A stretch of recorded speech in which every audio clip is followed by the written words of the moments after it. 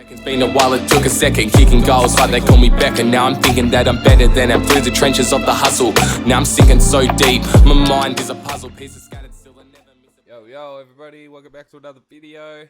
Today we're watching when a routine welfare check ends horrifically. So let's get into it. Maurice! What the other end? Police department! Look at this. Yeah, there's water running. No, what the? Yeah. What is that? I'm sorry, you're on the other half. It began as a routine welfare check in a quiet Ohio neighborhood. But what officers discovered behind the locked door would haunt them forever. As soon as you got in the apartment, there was a giant pool of blood in the kitchen. Looked like somebody had been dragged through the apartment. Inside the home, they found a victim stabbed 13 times, dragged along blood-soaked floors, and they had just one clue. 1 second. Why the fuck does this light keep... There's a light under me. Let's get back in the video. A single shoe print, which offered more questions than answers. This was going to be my last homicide case before I retired. And it was slipping through my fingers. Until one call flipped the entire investigation on its head. The only thing that he said, he thinks that he killed somebody. What the detectives uncovered next would shock the town and reveal a secret no one could have imagined. On August 6, 2017, a 911 call from Lakewood, Ohio, set events in motion surrounding 53-year-old Maurice K. Goins. 205 and 226. 5. Can you do a welfare check on the number 401? You're just going to check on Maurice Goins. He has not been seen or heard from in a week, saying he hadn't shown up to work. Officers from the Lakewood Police Department were dispatched immediately to conduct the said welfare check. It would be a simple welfare check, make sure everybody was okay, and go from there. Waiting for them was the man who had reported Maurice Goins missing, a friend named Morley. He was ready to lead them straight to Maurice's apartment. He called me every day. Last day I heard from him was Grab Monday. this info, just, Monday night was the last day. He lives in an apartment right here. That door right there, apartment 4. Come on over here. But yeah, hit this button right here. I've been ringing it. Number 4A? Yeah. Can you get us in here? I mean Thursday. You want to grab his info? You can just wait in the hallway for a minute. Got me. That's downstairs? Yeah, all right. To the left? Yeah, last door.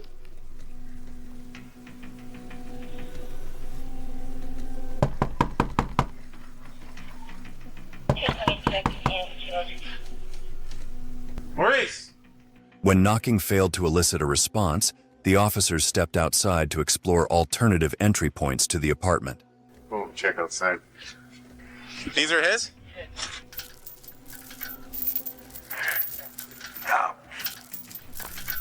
Oh. Parkour, man. No. Hello?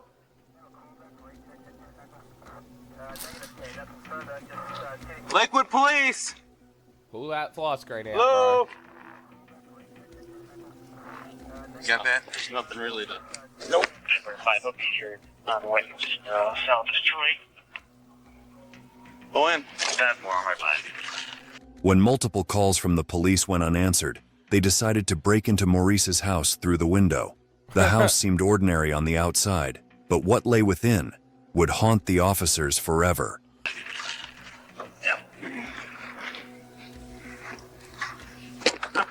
Die.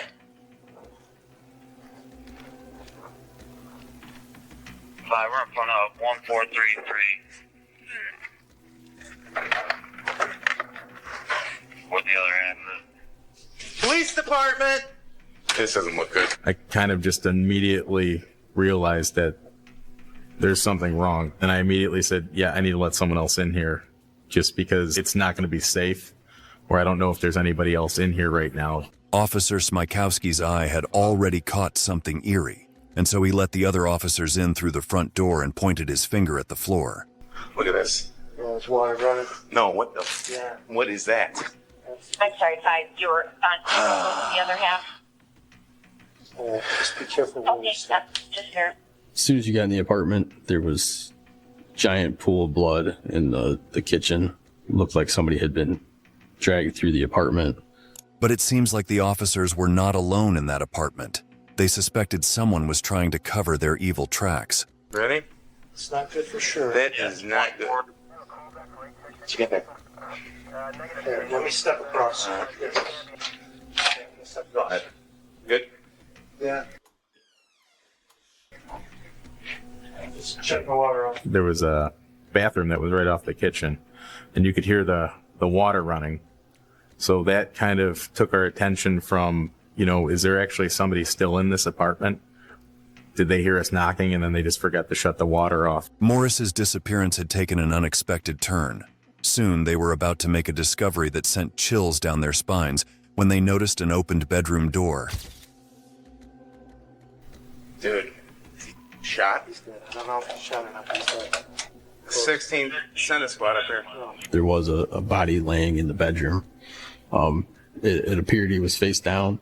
I certainly won't forget it, being my first day here and my first homicide.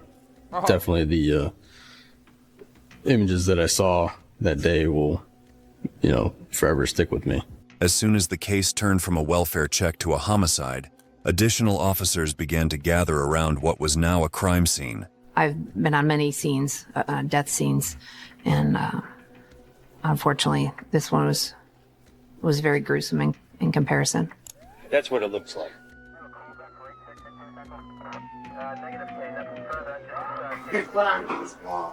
It was a particularly gruesome crime scene.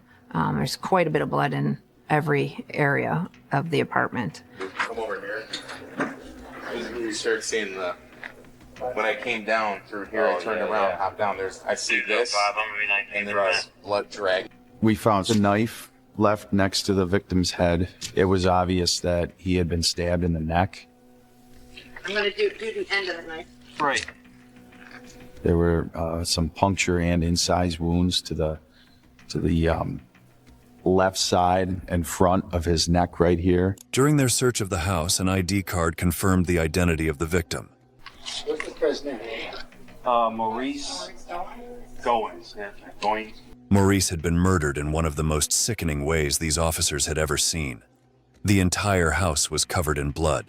Maurice's body was found in the bedroom, but the even more gruesome scene in the living room looked like it was the place where he could have been brutally stabbed to death. Break this stuff down. It almost looks like this is how it was. I'm just saying, I don't think these pillows move, because you can see there's blood here and there's blood here, but there's no blood underneath this cushion beyond where this blood. Yeah, I think everything happened here. It appeared that the stabbing began or occurred on that sectional sofa because there was a large pool of blood there.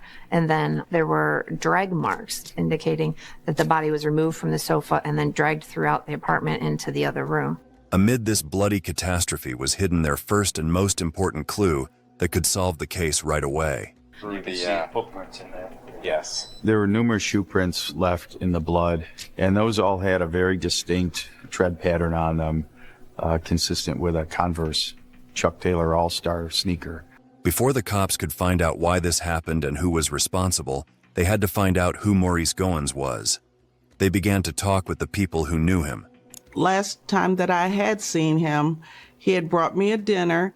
I had no idea that would have been the last conversation that I would have had with him. The investigators soon learned that Maurice was a friendly, well-liked man who had no shortage of friends. The real challenge, however, was identifying the one person who didn't share those friendly feelings for him. They needed answers that could only be given by those closest to him, starting with Morley. What kind of relationship you got with this guy? How do you know him? We used to work together many years ago. Because I don't work there anymore. I met him through there and we stayed constant. Like, we was friends, but like, we talked and everything like that on the phone and stuff. He used to go watch them play baseball and stuff like that. Okay. He was actually kind of fidgety, and he appeared almost nervous, or you could see that he didn't seem settled. No reason someone would want to come over here and rob him, steal anything from him you can think of? I know he had a flat screen TV. Imagine it's him. He's the one that called them. He's already waiting there to show them to the apartment. Because he already knows. Imagine it's him. Now we just need to get a warrant and check his place for those Converse All-Stars. In the living room, I know that, and that's all I think he had, really. Morley was the person who had reported Maurice missing in the first place, but there was something in Morley's demeanor that smelled of deception, and that did not sit well with Detective Smykowski. Even though there was no way to actually suspect him of committing this crime, we documented his shoes, the size of his shoes, photographed him, what he was wearing, and just made sure we documented what he had in the event something were to change where maybe now he became a suspect. While one team of police was investigating people around Maurice, another was analyzing and making strange discoveries at the crime scene. One of the most shocking and unexpected revelations at this time was nothing in the house except for a TV was missing. Okay, this TV, that seems to match this like stereo down here. It's a Panasonic TV remote, so I'm assuming your missing TV is a Panasonic. There was an RCA cable behind there. It almost looked like the suspect, when they stole the television, may have grabbed it by the cord and yanked very hard on that just to get it out of there quickly and left in a hurry. That television was probably one of the few things that could easily be stolen and sold quickly, either on the street or at a pawn shop or somewhere else, to get some quick money. The TV was stolen, yet there was a reason the police were not considering it a burglary. But the door was left dead bolted. You know, your typical burglar doesn't particularly care about locking up after themselves. So it seemed a little... When they've committed a bit of a murder, I think they might lock that door so nobody comes and sees. Strange. The cops made a completely unrelated yet strange discovery when they found a red walking cane under the couch. This peculiar evidence seemed like a message to be decoded to identify the profile of the perpetrator. To analyze, the same detectives were back at their quarters. They began questioning Maurice's neighbors and friends in a more formal setting, but they didn't realize they were closing in on a breakthrough that would change everything. Just a shame that happens, you know? Yeah. It's sad.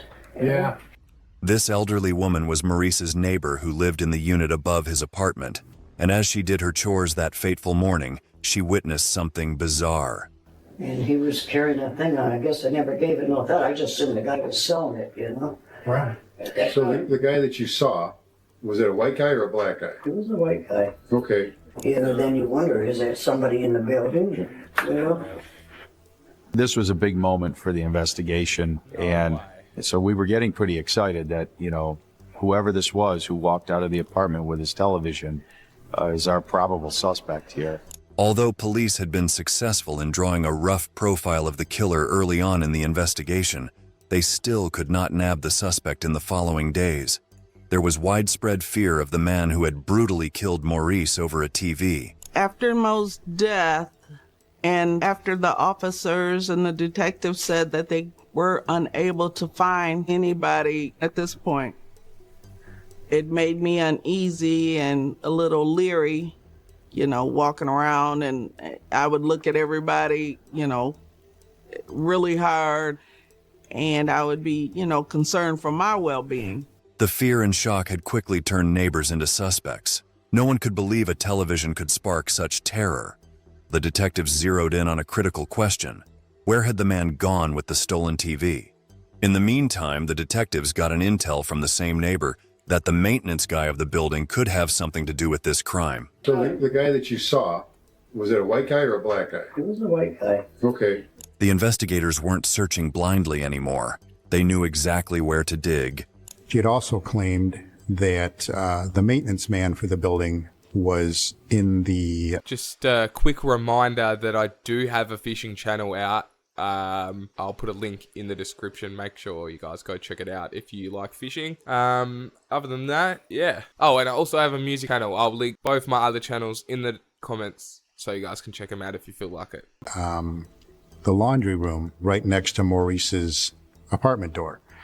He was in there fixing the hot water tank. It wasn't long before this maintenance man found himself sitting in the interrogation chair. There you go. Just have a seat on the blue chair. I'll be right there. I'm grabbing. He remembered the morning. He remembered being there changing the hot water tank. We explain to him what the upstairs resident had told us. Well, specifically, what I'm trying to jar your memory on is that she's downstairs doing laundry when the problem occurs with the hot water tank, and that you come there to kind of check things out, and she's in the laundry room the same time you're in the laundry room there with her. The maintenance man could fill in the gaps the elderly woman had left. They were relying heavily on the information that he could provide. She says at that particular time that the two of you were there in the laundry room, some male comes out of Mr. Goins' apartment carrying a television. That didn't happen. That didn't happen? Nope. You didn't see anybody come out with the television? I was there even after she walked away. There was nobody in the hallway that I know of. Everyone seemed to remember a different version of what happened that day. The day was drawing to a close, and their knowledge about the perpetrator remained frustratingly limited. The detectives were aware that they needed a new lead to go forward, and what lay hidden in the autopsy report would be a game-changing discovery by the next day. The report indicated that there was 11 wounds between the head and neck, 3 wounds to the chest, and 11 total on the hands. So obviously the hands to us indicated some defensive wounds. The 2 major wounds were one to the jugular and one to the larynx. Obviously this was a brutal scene. The act itself of stabbing somebody is a personal act, close space act. So that led us to believe that Maurice knew who had stabbed him. The autopsy report had left the detectives certain that it was not a burglary gone wrong. The kind of wounds Maurice's body carried were offensive and not accidental. So they brought in Maurice's colleagues from the local restaurant he worked at in order to find out if anyone had it out for Maurice. So you are here to talk about Mr. Goins? Yes. Right. So I have information. I don't know if it will be useful or if it won't Everything's be. useful. It really got me thinking. I started thinking about all the memories that we had, and when I worked with him, we were really close. He would come in and he would tell me about his personal life and his life with his unofficial boyfriend. We'd share stories back and forth. And one thing that really stuck out to me and that bothered me was speaking of the situation with him and his unofficial boyfriend and his unofficial boyfriend's wife.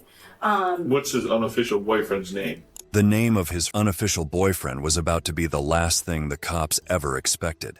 It was Morley, the concerned friend who not only reported him missing, but also told the police his relationship with Maurice was that of an ex-colleague. What kind of relationship you got with this guy? How do you know him? We used to work together many years ago because I don't work there anymore. It all made sense because they were circling back to the person they first found suspicious. I definitely know what he looks like. He used to come up here and there, but there were several times when we were speaking about if, his wife never found out. Then, the colleague would share with the investigators a piece of news that would get their noses to the ground immediately. There were several times, jokingly, he said, if something were to happen to me, who did it. So that really stuck out to me. And as I kept thinking, I just kept imagining his face and him saying that. And it really, really bothered me. As they absorbed his colleague's words, they felt they were finally closing in on a potential motive. He made that comment more than once. Now, why would he say something like that? No fucking way that I was right. Was it because their relationship was violent? No, it was because nobody knew about their relationship. And I could sense from him that he knew that it was a risk that he was taking. But it just really concerned me. Now that this had happened, it makes you think that that could be a motive for something to happen to him. And then I kept thinking okay, wow, what if I'm the only person that knows about his relationship? Right. So I really felt that it would be useful to at least come talk about it. There's some truth to it. Exactly. They don't say it just because. They say it because they know some type of risk is involved in what they're doing. The investigators had hit a jackpot of information. For the first time in Maurice's case, they had a direction. Did Morley steal the TV, murder his friend, and then notify the police, knowing it would make him seem like the least likely suspect? Things were left out, and it was puzzling to us as to why you would leave something like that out. They seemed like they were important things that we should have known at the time. So We had this person that called in this welfare check come back for another interview. And at this point, we confronted this person with our knowledge of this relationship. So I appreciate you volunteering coming back in, because we got certain things, or just get your story in. You said you talked to him Monday night. I talked to him Monday night. The investigators first aimed to find flaws in Morley's earlier statements and make him reach a point where the confrontation made the most impact, and then it was the showtime. And I'm not judging here. You and Mo were partners, sexual partners. Yeah. You guys, okay? Yeah. You didn't tell me that either. Oh, I forgot. Yeah, you forgot to mention that. I just want to confirm that. Yeah, but since I got married last August, we just was like best friends on the telephone. And you didn't hook up too much after you got married? Yeah, we never hooked up too much after that. Did you though? Did you hook up at all after you got married? No, after I got married. The investigators ended the interview there, but only after they had secured a DNA sample from Morley. The stop at Morley seemed like a near brush for this case because his results did not come back positive. Days into the investigation, and they still lacked any solid lead. Out of leads and starved for information, detectives now turned to another friend of Maurice's. They were after any piece of information that could lead them to the missing puzzle piece in Maurice's murder. Can I get outside for a second? Come outside. We don't want to talk in front of everybody, actually. I'll make sure I'm back. Okay. All right. Side door? Okay.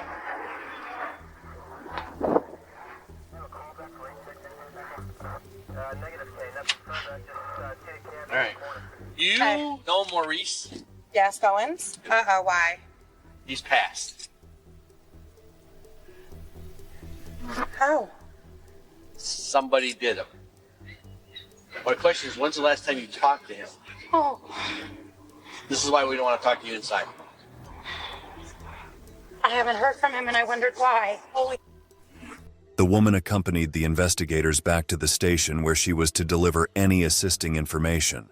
But there was a catch. So this person came in to be interviewed, but unfortunately she was not able to make arrangements for childcare and ended up having to have her son with her during this interview, which made it a difficult interview and delicate interview given the types of questions that had to be asked regarding her knowledge of Maurice's personal life. We're shooting in the dark here so far.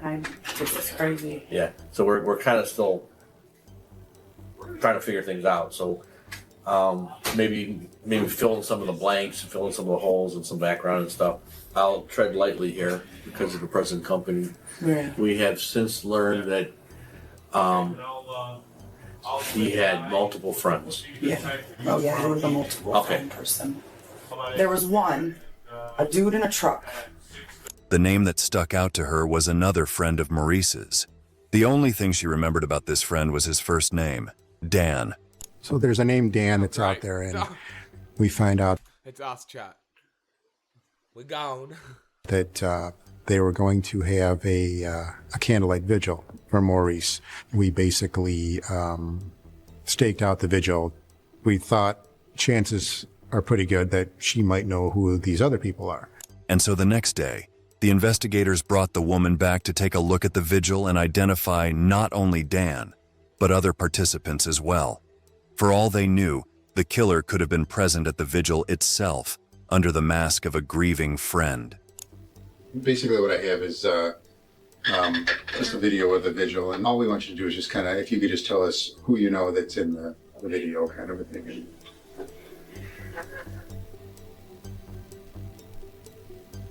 That's me.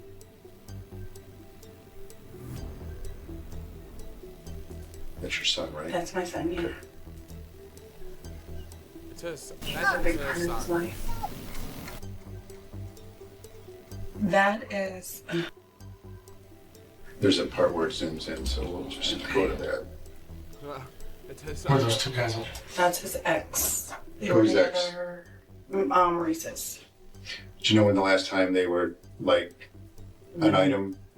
It's been a while. So after showing the woman the video of the vigil, and she was able to identify everyone at the vigil, but when asked, she did not see Dan.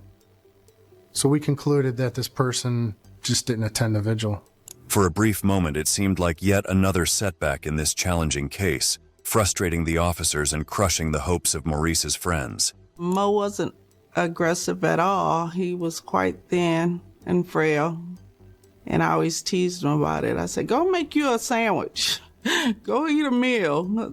He's like, I'm fine. I eat all the time. I said, I've never seen you eat anything. He was a very nice guy. I couldn't think of anybody that would want to harm him. But then, the investigators uncovered a detail that would prove to be a bombshell for the entire investigation. One of the people that we had not been able to talk with were upstairs neighbors of Maurice's. Guy's name just happened to be Dan. The jailer came in one morning and said, hey, weren't you trying to interview this Dan guy from up at the Madison murder? And I'm like, yeah, he's in jail. He's here on I think he was there on a contempt of court or whatever the case may be.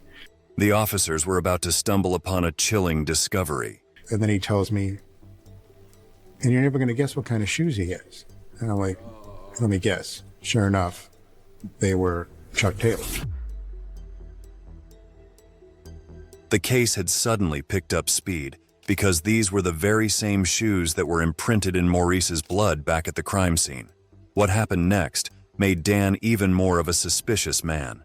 He refused to meet with the detectives and answer their questions. So I would bring in his girlfriend who lives in the apartment with him, and we talked to her. Are you aware of that something happened in the building? I know somebody died. Right. Do you know anything about that? No. I didn't even know it happened until I came home that day. What kind of shoes did he get arrested with this morning? Red Chucks. Although Dan's girlfriend was certain that neither she nor her boyfriend had ever even had a conversation with Maurice, investigators were sure they were finally on the right track because of how unlikely it was to find the killer's shoes on the feet of a person who was at a very close proximity to Maurice. But the forensic report would reveal something so shocking that their hopes would be shattered. Everybody's feet wear a shoe differently. When you walk through something and you leave a pattern behind, your pattern will be completely different than the exact same shoe that somebody else is wearing. And Dan was not the person who left the bloody footprints behind at Maurice's kitchen. Once again, the chances to find Maurice's killer were snatched away from the investigators. The hopelessness was catching up to them, and they feared the worst. They might never solve the case. This was going to be my last homicide case before I retired.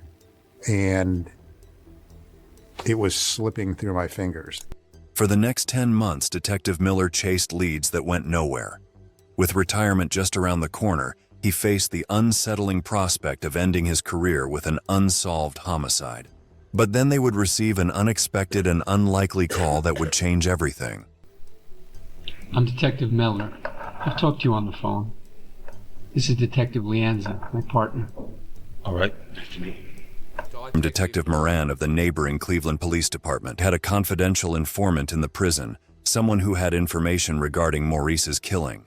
A meeting was arranged between the informant and the investigators from Lakewood. Listen, I don't know whether this is true or not. I'm just telling you what I was told. Okay. He told me about this months ago. I just didn't know who it was. Okay. You know, so we were talking, you know, just having a regular conversation, you know, and then he tells me that he killed somebody. So I'm like, wow, what happened? And in short, as he explained it to me, someone was trying to stick him, so he grabbed a knife and stuck them. Mm-hmm. This person ends up dying. So it's like, who was it?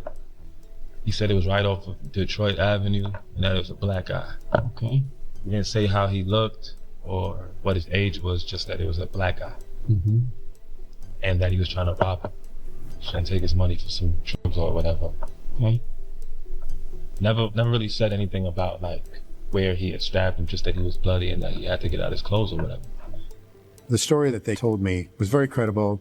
We went from being stone cold dead in the water to going 100 miles an hour within a day. A fellow inmate had talked with the informant.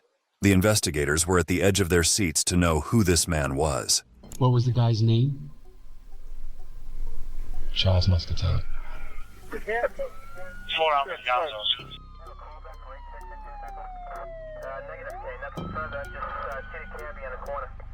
I was astonished because I had literally just dealt with him on the street. I think it was a petty theft call at one of our businesses like 3 days prior.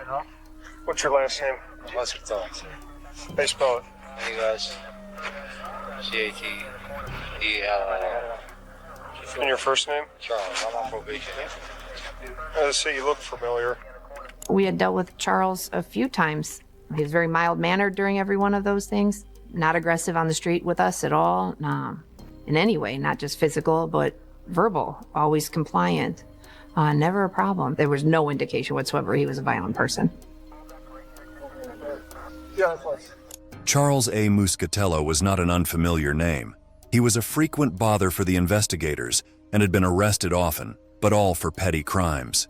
If this was their man in Maurice's case, he had taken a huge leap. Detectives were quick to find out the truth, and so Charles's estranged wife was soon warming the interrogation chair for any tips she could provide. Are you and Charles like legally married? Yes, Okay. we are legally married. You're just separated at the moment? Yeah, but not legally separated. That's fine. I mean, you're just not living together right now. Okay. At first, it looked like the relationship between Charles and his wife was still alive, even after the informal separation, and they might not get much. But then the wife revealed something that would surprise them. Tell us what he kind of said. The only thing that he said, he thinks that he killed somebody. And I'm like, yeah, right. You know what I mean? Right. He's like, oh, I got jumped. You know, he got into a physical altercation with somebody, you know, and that was it. Charlie's lied so many times about things that's happened to him. Like, you never know when to believe him. Basically, he just, in passing, said, oh, I might have killed somebody, but never any details. No. You know how many times he's said that before, and here in the end, ended up being a lie? Like, he would come home and, like, he sold... Not though. Imagine he's killed 30 people and he's told it every single time, but they were all not a lie. Our son's dog for drugs. He came home and said that somebody robbed him for that dog. I ended up finding out later on that he hurt himself Just to make it look that way. Suddenly, Charles looked capable of far more than what the detectives had thought so at first. However, the wife lacked any solid information about Charles's involvement in Maurice's case, or whether he possessed the stolen TV. But when she brought up the object Charles carried, the detectives knew they were about to uncover something crucial, the very item found at the murder scene. People that we were like staying with kind of at that time. There was this old man, his name was George, and he used that cane on a daily basis. And for like a few days went by, and everybody's like, well, where's the cane at, Charlie? You know, somebody took the cane out of the house. And then hearing that he did have it, I mean, that's kind of messed up. All these cumulative things regarding Muscatello's lifestyle and the things that he was capable of, selling his son's dog and, you know, being a thief, I would not invite him over to my house. But that doesn't make him, you know, a violent criminal. The investigators had scraps of evidence, but nothing concrete. Bringing Charles in was a gamble, a make-or-break moment. With the clock ticking and no room for error, the interrogators knew they had one shot to crack him. Failure wasn't an option. Charles, I'm not trying to insult your intelligence, okay? But part the title in yellow. Will you read it out loud to me just so I know you know how to read English? Before we ask you any questions, you must understand your rights. Okay, great. I'm going to read the rest of you. Just follow along with me, okay? You have the right to remain silent. Anything you say can be used against you in court. You have the right to talk to an attorney for advice before we ask you any questions, and to have an attorney present during any questioning. If you cannot afford an attorney, you will be appointed for any questioning if you wish. If you decide to answer questions at this time without an attorney present, you have the right to stop answering at any time. You also have the right to stop answering at any time until you talk to an attorney. Further, you have the right to have an attorney present during any questioning. You understand that? Yes, sir. Okay. Just write the word yes there and sign your name up there, please. You want something to drink? Like coffee, if I have any, or water or something? Yeah, that'll be cool. What? You tell me. Coffee. Let me see if we If still not, have I'll take water. The moment of truth had arrived, and the investigators were already building a rapport with their most solid suspect yet. Only one thing could be said for certain. There was no room for mistakes. I'm sure I'm going to tell you what this is about before you make up your decision whether you want to talk with it or not.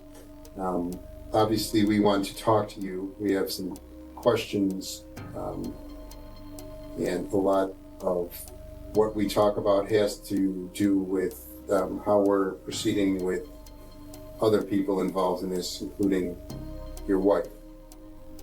So the long and the short of why you are here. I'm gonna keep it real. You already know because I can tell by the way you're looking at me. You keep looking at me. No, I keep looking at both of you guys. I wasn't sure if he was ever going to talk about this case. I have a warrant for your arrest for murder.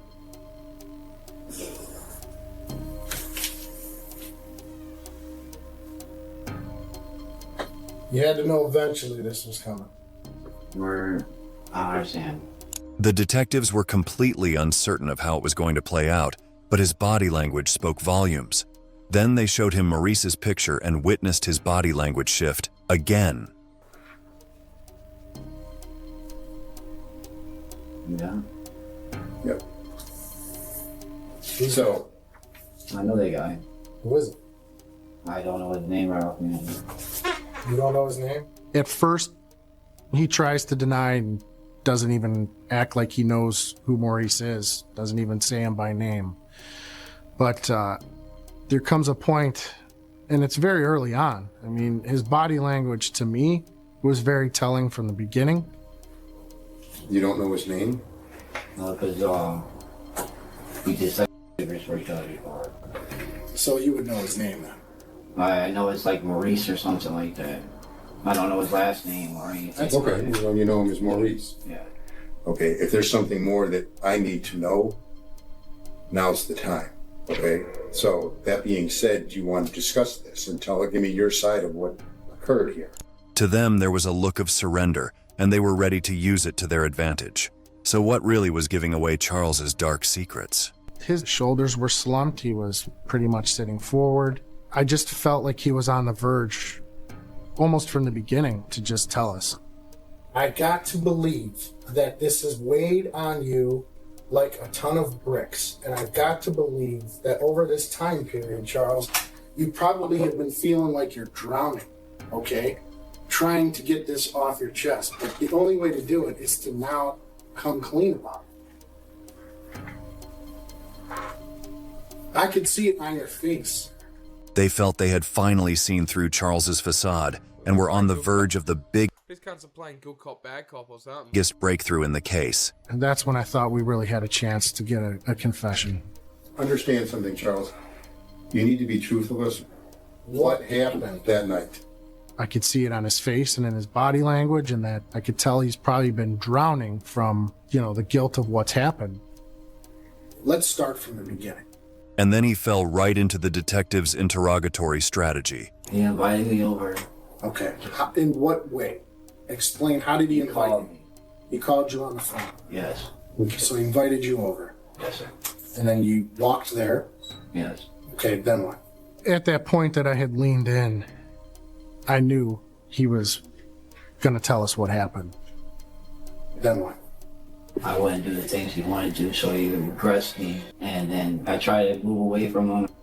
And I just got scared, and he grabbed me, and then he tried to get me first.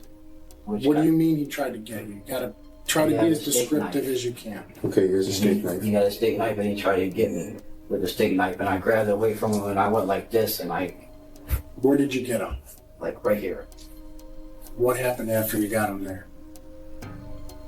And I had a drag him, I drove him off to the next room because I didn't know what to do, I was scared. The story that he gave was that of self-defense, something the detectives were certain it was not. However, there was a reason they would let him weave his story. At that point, because he was talking and we're still getting a good amount out of him as far as linking up all the pieces of evidence, I didn't challenge him too hard on that because, to me, it was already laughable to conclude that this was a self-defense issue. So you got him here. Yes, That's he kept trying to grab me, and I kept trying to push myself off of him. And then I grabbed him like this to push myself away from him. Did you stab him more than once? No, so I didn't. I grabbed him by his neck like this. You didn't stab him any more times I than went one like time? this.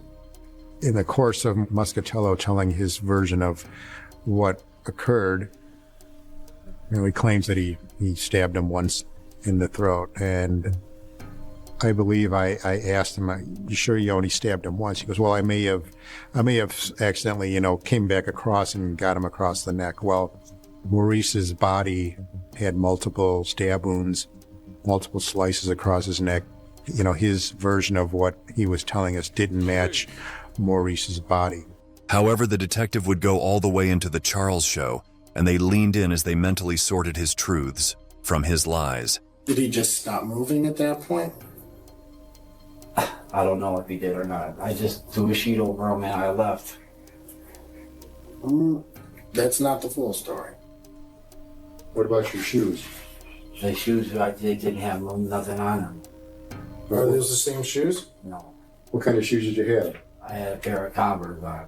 Converse, like Chuck Taylor's? Yes. So nobody came over, you were there by yourself, there was nobody else in the apartment with you, it was just you and Maurice? Yes. There's something we still got to clear up. The TV. That's one of the things I got. So sexual papers for. I got a TV. So you walked out with the TV? Yes. The truth was that Charles's version of events lacked any clear motive, and from the police's perspective, they couldn't accept the self-defense's claim. However, without a solid motive, they were left with no choice but to press him further and focus on the inconsistencies in his story. How come you never came to tell us what happened? Did you just hold it? I had to think that we were eventually going to know because we just have to wait for the lab stuff to come back, I know. We got the I'm watching canes. LCSI and know that. I'll be completely honest with you, Charles. I don't know where this is going to end up at the moment. Okay. Not watching enough of these stories in the where it's going to end up. However, that was all the detectives had to make the strongest case against Charles. The question was whether it would hold in the court for what it truly was, the most brutal stabbing for a television set. Charles Muscatello was arrested and pleaded guilty to murder, aggravated burglary, and aggravated robbery. When his sentence came, it was a success for the investigative team who had worked hard to find justice for Maurice. In March 2019, he was sentenced to life in prison with the possibility of parole after 20 years, making him eligible for release in 2038. Charles is currently incarcerated at Trumbull Correctional Institution in Ohio. It was very satisfying, and I know it was very satisfying. We'll see you in another video. Watch me shine like a diamond under pressure, let me climb. Flick and turn, I'm waiting for the moment that it dies. So I'm writing these bars, bringing life to the line. Shed a tear for the times that we damn near tried. Every day's a new hustle, watch the moment slip by. Every day in the jungle when you're wondering why.